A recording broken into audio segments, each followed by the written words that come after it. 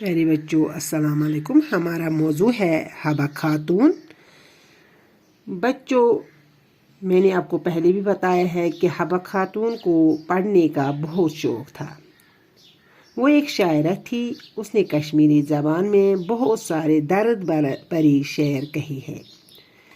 उनकी शायरी बहुत मकबूल हुई है और इसके साथ उसकी आवाज़ भी मीठी थी और दूर दूर तक उनकी शायरी का चर्चा हुआ। बच्चों, आज हम यहाँ इस इक़्तिबास से शुरू करेंगे। जून अपने माँ बाप की बहुत इज्जत करती थी।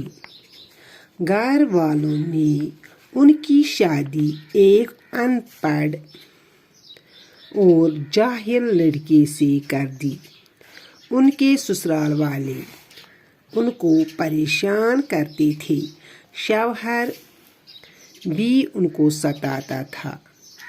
जून अपने घर का सारा काम करती, खेतों में भी काम करती थी।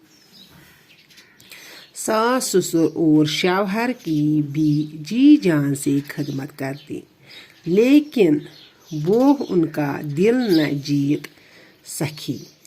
इन बातों से जून उदास हो जाती। दुख की इस हालत में वो दर्द भरी शेर कहती थी। उनकी मीठी और दर्द भरी आवाज़ से सुनने वालों के दिल पर बहुत असर होता।